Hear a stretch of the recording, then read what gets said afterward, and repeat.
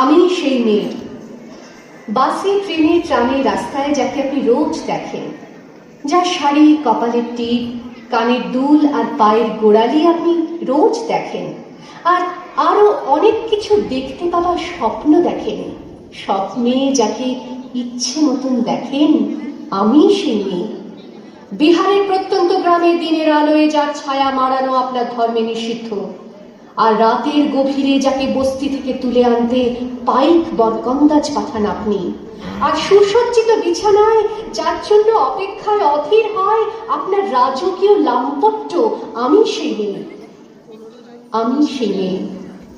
আসামের চা বাগানে ঝুপড়ি কামিন বস্তি থেকে যাকে আপনি নিয়ে যেতে চান সাহেবী বাংলোয় মধ্যরাতে, ফায়ার প্লেসের ঝলসে ওঠা আলোয় মোদির চোখে দেখতে চান যার অনাবৃত শরীর, আমি সেই মেয়ে।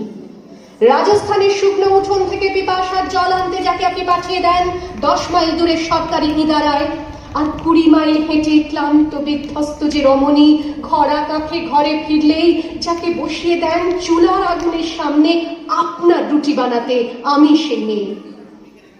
আমি সেই মেয়ে যাকে নিয়ে আপনি মগ্ন হতে চান গঙ্গার ধারে কিংবা ভিক্টোরিয়ার সবুজে কিংবা সিনেমা হলের নীল অন্ধকারে, যার চোখে আপনি এঁকে দিতে চান ছোট স্বপ্নের কাজল, আর ফুরিয়ে যাওয়া সিগারেটের প্যাকেটের মতো যাকে পথের দুপাশে ছুঁড়ে ফেলে আপনার ফুল সাজানো গাড়ি শুভ বিবাহ সুসম্পন্ন করতে ছুটে যায় শহরের পথে।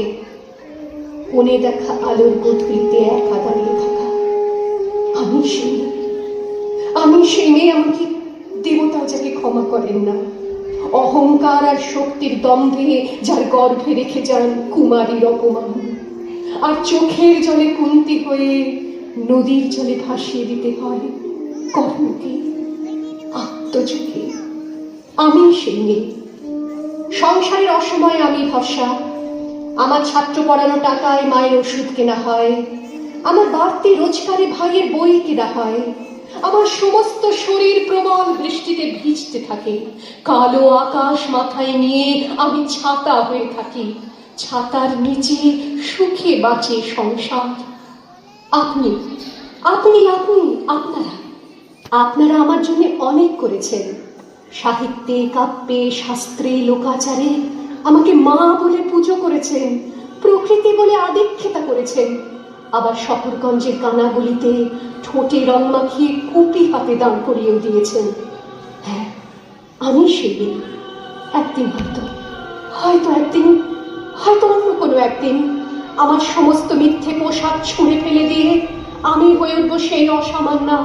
খোলা চুল, মেঘের মতো ঢাকবে আমার খোলা পিঠ, দু চোখে জ্বলবে ভীষণ আগুন, কপাল ঠিকরে বেরোবে ভয়ঙ্কর তেজস্বী, হাতে ঝলসে উঠবে সেই খড়গ, দু পায়ের উপরে বেজে উঠবে রণদুন্দুভি, নৃশংস অট্টহাসিতে ভরে উঠবে আকাশ।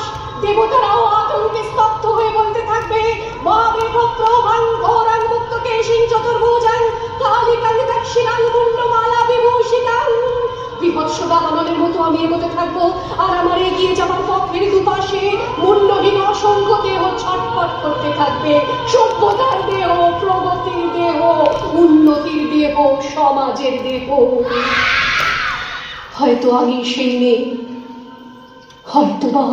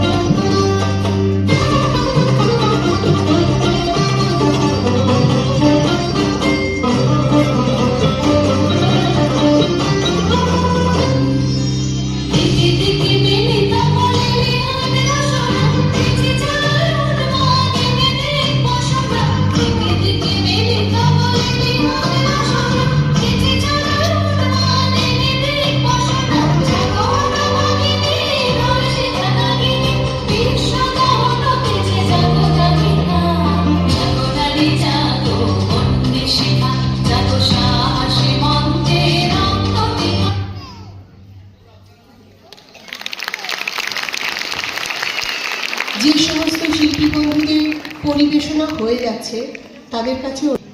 আর গঙ্গাও বয়ে চলে তার নিজস্ব ছন্দে। এরপর আমরা যে গানটিতে যাব তাতে সমাজের প্রতিচ্ছবি এবং